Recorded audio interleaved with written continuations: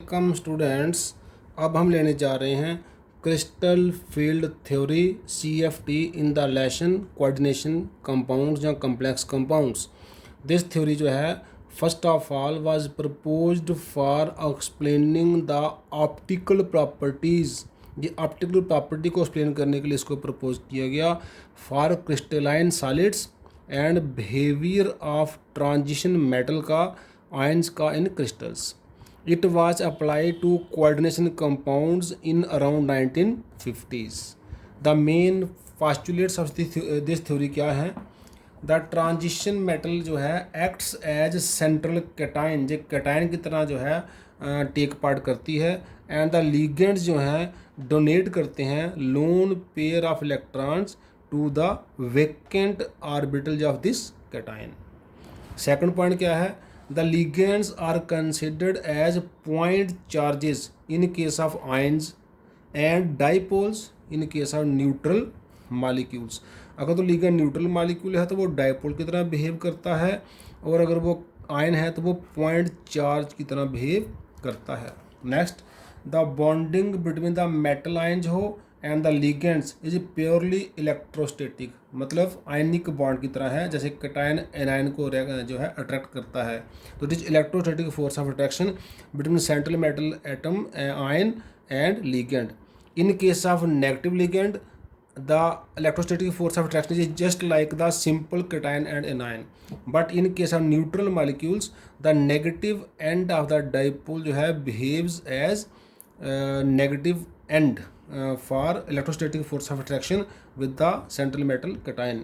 So in case of neutral ligand the negative end of the dipole जो बना होता है is attracted towards the central ion to show electrostatic force of attraction.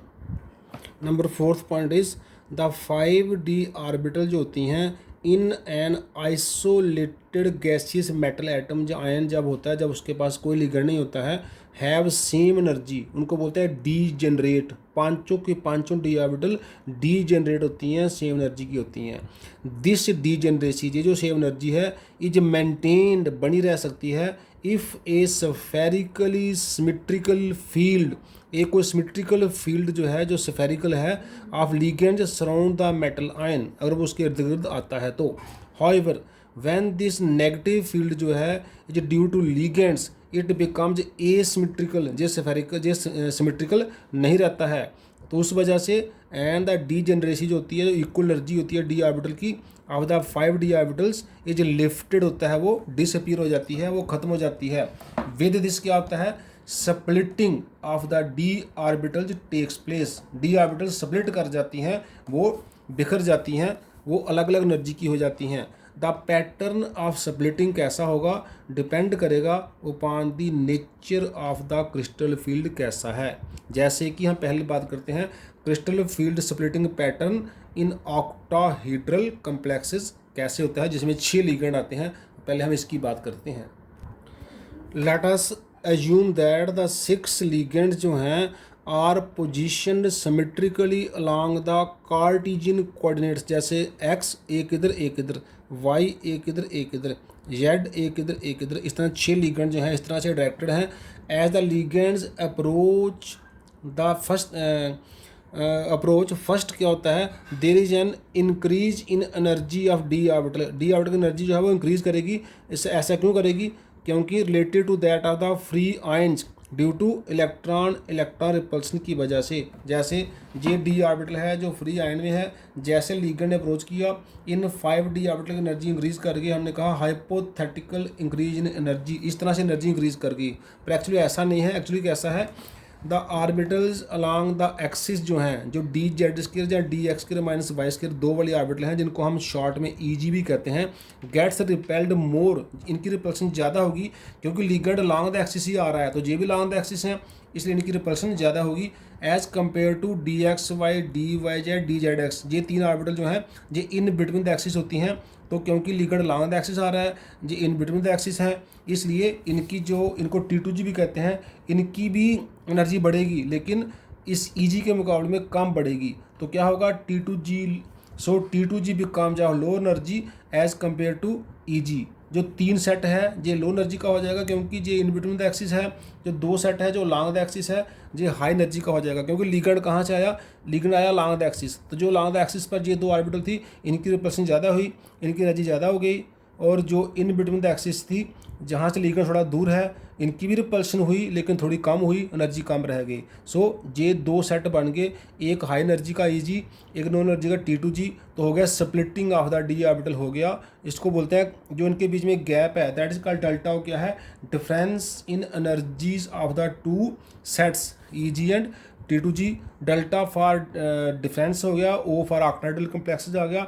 Delta O में जो अगर हम जहाँ से एक सेंटर से लाइन ड्रा करें, जो अपर वाला पोर्शन है वो 3/5 ऑफ डेल्टा O है, और जो लोअर वाला पोर्शन है वो 2/5 डेल्टा O है। मीन्स इसके 5 हिस्से करें, 3 हिस्से ऊपर हैं और 2 हिस्से नीचे हैं। अगर हम ये सेंटर लाइन ड्रा करें, क्योंकि नीचे 3 ऑर्बिटल रिपल्सन कर रही हैं, 3 हिस्से ऊपर हो गए, ऊपर 2 ऑर्बिटल कर रही हैं, 2 हिस्से नीचे हो गए। तो इसको इनके बीच जो गैप है इसको बोलते हैं क्रिस्टल फील्ड स्प्लिटिंग एनर्जी या स्टेबलाइजेशन एनर्जी।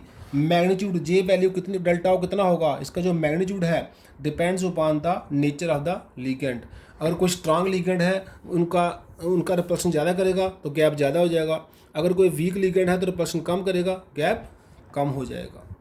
हम इसको अंडरस्टैंड करने के लिए ये 2 एग्जांपल लेते हैं। जे वाले हमने एक फिगर बनाई है स्प्लिटिंग विद स्ट्रांग लिगेंड, जहाँ पे लार्ज गैप रखा हमने Eg में और T2G में, और दूसरा है स्प्लिटिंग विद वीक लिगेंड, जहाँ पे हमने स्मॉल गैप रखा। वीक लिगेंड क्या करेगा, स्प्लिटिंग करेगा लेकिन गैप स्मॉल रखेगा डेल्टा O का, और स्ट्रांग लिगेंड क्या करेगा, डेल्टा O का गैप लार्ज कर देगा। अगर हम D4 की बात करें, D4 में तो स्ट्रांग लिगेंड में क्या होगा, फर्स्ट इलेक्ट्रॉन जहाँ पे, सेकंड जहाँ पे, थर्ड जहाँ पे, और फोर्थ जहाँ नहीं जाएगा वो यहीं पे पेयर अप कर जाएगा। हमारे कन्फिग्रेशन बनेगी स्ट्रांग फील्ड में T2G में 4 इलेक्ट्रॉन, Eg में कोई इलेक्ट्रॉन नहीं। लेकिन अगर वीक फील्ड है तो वीक फील्ड में क्या होगा, फर्स्ट इलेक्ट्रॉन जहाँ पे, सेकंड जहाँ पे, थर्ड जहाँ पे, क्योंकि स्मॉल गैप है तो फोर्थ जहाँ पे आ जाएगा। तो हमारी कन्फिग्रेशन क्या होगी, हमारी कन्फिग्रेशन होगी T2G में 3 इलेक्ट्रॉन आए 1 2 3, लेकिन Eg में भी 1 इलेक्ट्रॉन आ गया। तो जे इस तरह से जे वाला लो स्पिन रहेगा, जे वाला हाई स्पिन रहेगा। इसका मैग्नेटिज्म जो है वो कम रहेगा क्योंकि इसमें 2 अनपेयर्ड इलेक्ट्रॉन है जे भी D4 है जे भी D4 है। इसका मैग्नेटिज्म लार्ज रहेगा क्योंकि इसमें 1 2 3 4 अनपेयर्ड इलेक्ट्रॉन है, जो हाई स्पिन हो जाएगा। जहाँ D5 की बात करेंगे तो 5वां इलेक्ट्रॉन भी यहाँ पे ही आ जाएगा, तो ये हो जाएगा T2G5 Eg0। पर ये क्या हो जाएगा, ये हो जाएगा T2G3 ही रहेगा 1 2 3, और फिफ्थ इलेक्ट्रॉन जहाँ जाएगा 4 फिफ्थ, तो Eg में क्या हो जाएगा 2। फिर से ये 5 इलेक्ट्रॉन अनपेड हैं, इसमें एक ही इलेक्ट्रॉन अनपेड होगा, तो ये लो स्पिन होगा, लो मैग्नेटिज्म होगा, ये हाई स्पिन होगा, हाई मैग्नेटिज्म होगा। और D6 की बात करें तो 1 2 3 जहाँ पे, फोर्थ भी जहाँ पे, फिफ्थ भी जहाँ पे, सिक्स्थ भी जहाँ पे आ जाएगा, क्योंकि ये स्ट्रांग फील्ड है जहाँ इलेक्ट्रॉन नहीं जाएगा। तो D6 में T2G में क्या हो जाएगा, 6 इलेक्ट्रॉन हो जाएंगे, Eg अभी भी 0 रहेगा, तो ये डायमैग्नेटिक हो जाएगा और इसका स्पिन जो है वो 0 हो जाएगा। लेकिन अगर हमारे पास वीक फील्ड है, फर्स्ट जहाँ पे, सेकंड जहाँ पे, थर्ड जहाँ पे, फोर्थ जहाँ पे, फिफ्थ जहाँ पे, तो सिक्स्थ जो है वो यहाँ पे आ जाएगा। तो T2G में 4 हो जाएंगे, Eg में 2 ही रहेंगे। तो फिर से ये 1 2 3 4 अनपेयर्ड इलेक्ट्रॉन होंगे, इसका मैग्नेटिज्म भी हाई हो जाएगा। जैसा हमने F6 की एग्जांपल में किया था 4 नेगेटिव, वो ऐसा था, ये था हमने किया था जो एग्जांपल पिछले वाले लेक्चर में FeF6 4 नेगेटिव, और ये वाला है FeCN6 सॉरी 6 एंड ये भी 4 नेगेटिव। तो हेक्सासाइनोफेरेट में ऐसा आया था, लेकिन हेक्साफ्लोरोफेरेट में, फेरेट 2 वाले में ऐसा आया था।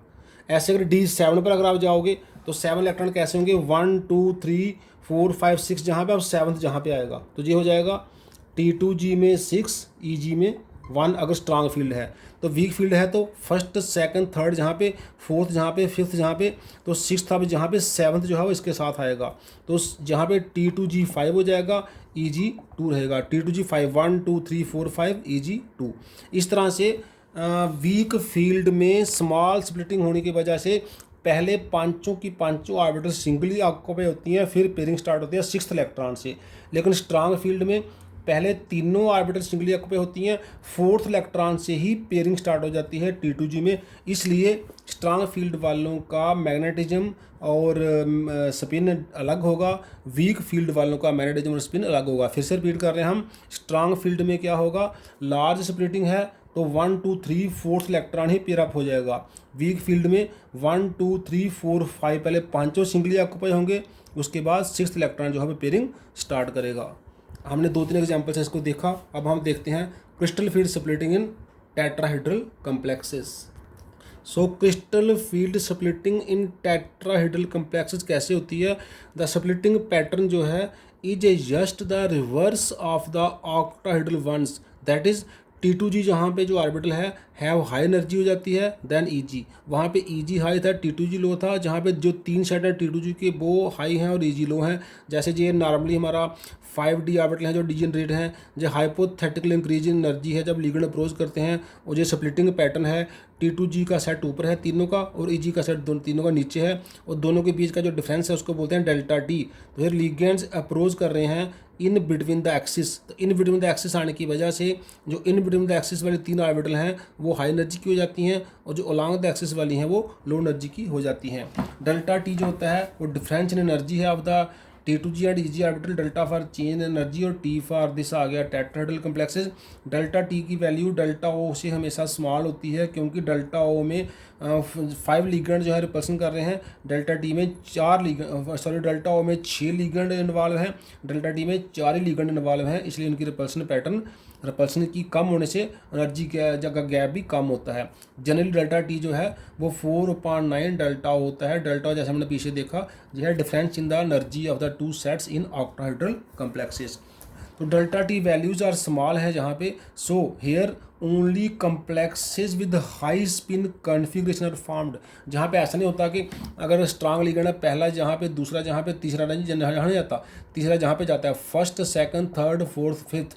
जहाँ जनरली क्या होता है, first of all the orbitals are singly occupied and then pairing takes place. जहाँ पे स्ट्रांग फील्ड का या वीक फील्ड का रेयरली जो है इन्वॉल्वमेंट होती है, क्योंकि जहाँ गैप हमेशा जनरली स्मॉल ही रहता है। तो लिगेंड जो है can be arranged in series in order of increasing field strengths. उनकी फील्ड स्ट्रेंथ के हिसाब से उनको अरेंज किया गया है, एक आर्डर बनाया गया है, इसको स्पेक्ट्रोकेमिकल सीरीज भी हम कह सकते हैं। वो लिगेंड का आर्डर क्या है, जैसे सबसे वीक आयोडाइड है, फिर ब्रोमाइड है, ऐसे ही थायोसाइनो है, फिर क्लोराइड है, फिर हमारे पास सल्फाइड है, फ्लोराइड है, हाइड्रोक्सी है, इस तरह से ऑक्जालेटो है, एक्वा है, आइसोथायोसाइनेटो है, EDTA है, अमोनिया है, EN है, CN नेगेटिव है और CO कार्बोनाइल है। तो ये कुछ कॉमन लिगेंड का ऑर्डर शो किया हुआ है as per their field strengths. कुछ और लिगेंड भी हो सकते हैं जो रेयरली यूज होते हैं, उसको हमने यहाँ पे इन्वॉल्व नहीं किया है।